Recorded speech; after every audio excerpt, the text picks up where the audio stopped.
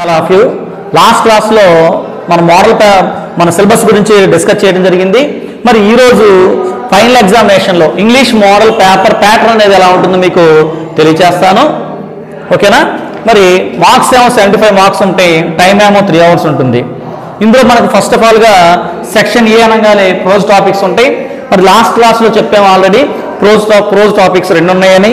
ఫస్ట్ది ఏంటంటే shyness my shield by MK Gandhi.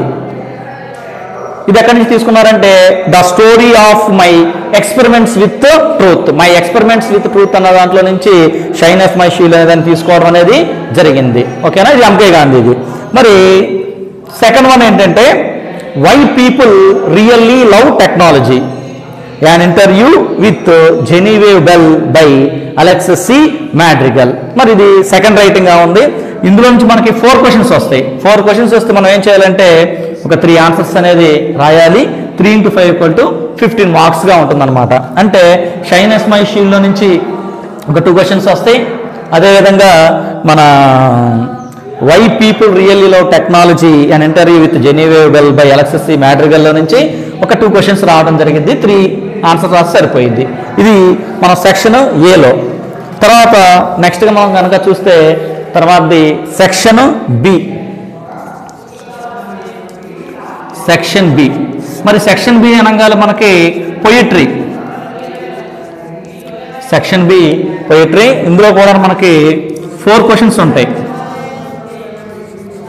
4 questions ఉంటాయి. వీటికి మనం 3 answers రాయాలి. ఇది కూడా సేమ్ 3 × 5 = 15 మార్క్స్గా ఉంటుందన్నమాట. మరి ఇందులో మనం చూసినట్లయితే ఈ పొయిట్రీలో మరి ఫస్ట్ వన్ ఏంటంటే once upon a time by Gabriel Okara. Gabriel Okara గారు రాసిన వన్స్ అపాన్ ఏ టైమ్ అనేది ఒక రైటింగ్ ఉంది పొయిట్రీలో.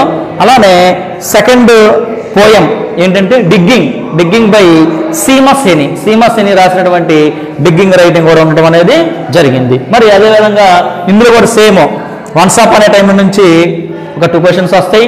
అలానే సీమసేని డిగ్గింగ్ అందులోంచి కూడాను ఒక 2 questions, మొత్తం 4 questions వస్తాయి. మనం జస్ట్ 3 answers రాస్తే మనకి 15 మార్క్స్ రావడం అనేది జరిగిద్ది. తర్వాత మనం చూస్తే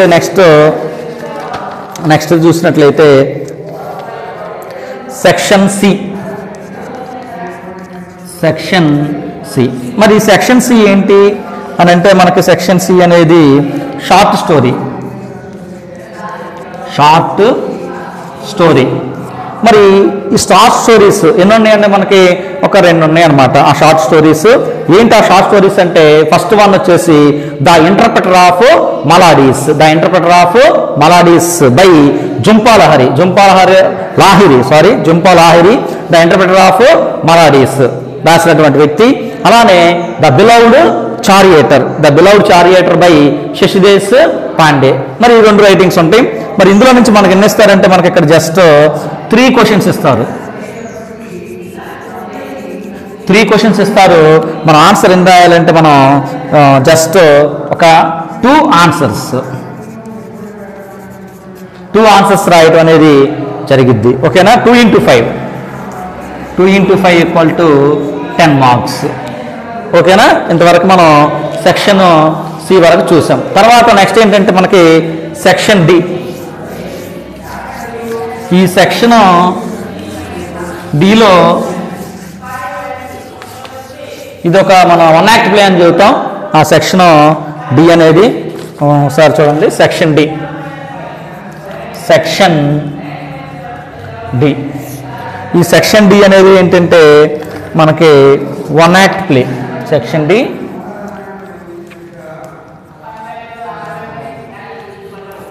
సెక్షన్ డి 1 act play. మరి 1 act playలో నుంచి మనకి 3 questions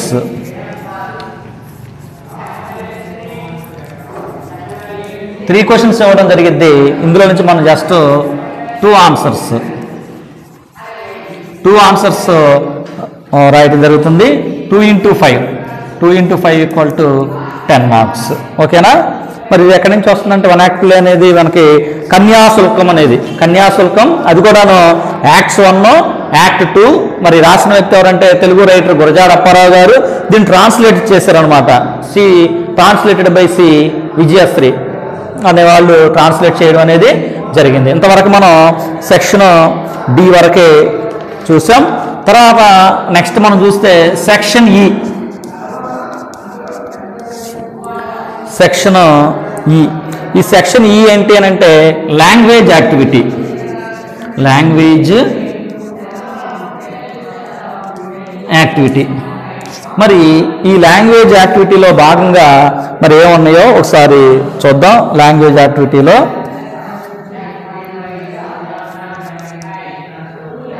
ఇక్కడ మనకి 3 బిట్స్ ఇస్తారు.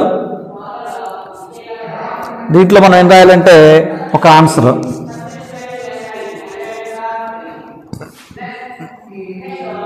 త్రీ బిట్స్ ఇస్తారు. అంటే ఇది ఎక్స్పాన్షన్ ఆఫ్ యాన్ ఐడియా అనమాట. Expansion of an idea.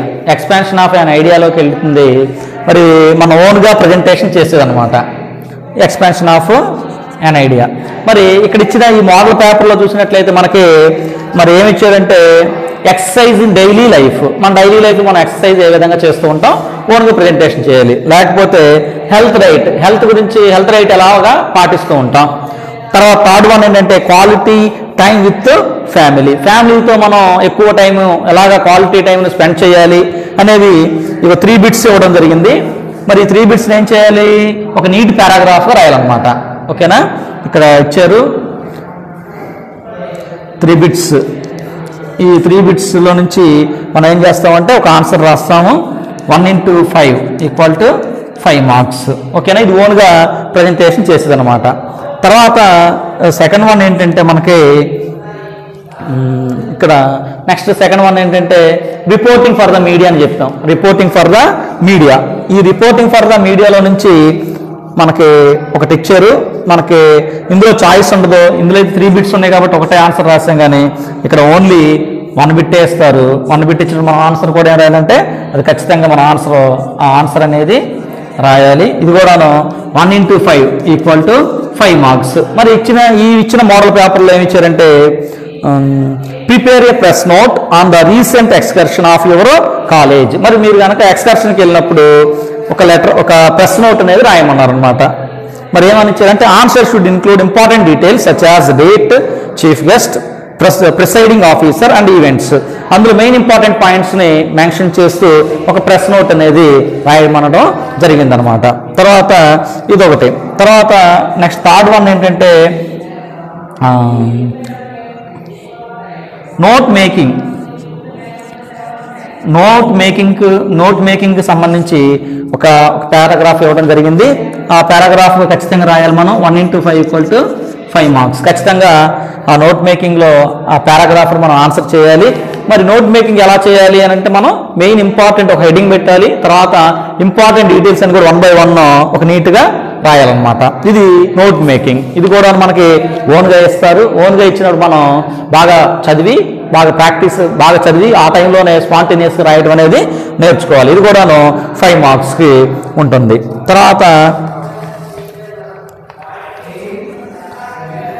తర్వాత నెక్స్ట్ వన్ ఏంటంటే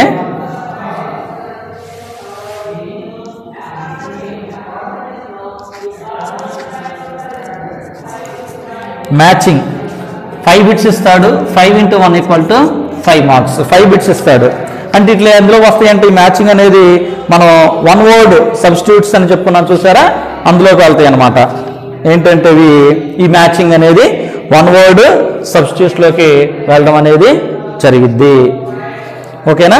మరి ఒకసారిగా గ్రామర్ సెక్షన్ ఈలో చూసుకున్నట్లయితే మనకి ఆటోమేటిక్గా మరి ఇక్కడ 5 మార్క్స్ ఉంటున్నాయి. ఎందులో మనకి ఒక పారాగ్రాఫ్ 3 ఇచ్చేస్తాడు, ఒకటే రాయాలి. ఓన్గా రాసేది 5 మార్క్స్ ఉంటుంది. దాని తర్వాత నెక్స్ట్ ఒక రిపోర్ట్ రాయాలి, ప్రెస్ నోట్ అనేది రాయాలి కంపల్సరీగా. దాని తర్వాత నోట్ మేకింగ్, ఇచ్చిన నోట్ మేకింగ్ని చెయ్యాలి. దాని తర్వాత మ్యాచింగ్, దాన్ని ఏమన్నామంటే మనం మ్యాచింగ్ చేయాలి. ఈ మ్యాచింగ్ చేసిన తర్వాత లాస్ట్లో ఒకటి ఉంది, దాని 1 word సబ్స్టిట్యూట్. 1 word సబ్స్టిట్యూట్స్ ఉన్నాయి. ఇవి 5 into 1 = 5 మార్క్స్. 5 into 1 = 5 marks. ఉంటాయి అన్నమాట. ఓకేనా? ఇంతవరకే మనం ఎగ్జామినేషన్ మోడల్ పేపర్ ప్యాటర్న్ని తెలుసుకున్నాము. ఒకసారి చూస్తే సెక్షన్ ఏలో మనకి ఓకేనా 15 మార్క్స్ వస్తాయి. షైనెస్ మై షీల్డ్, అలానే why people real love technology.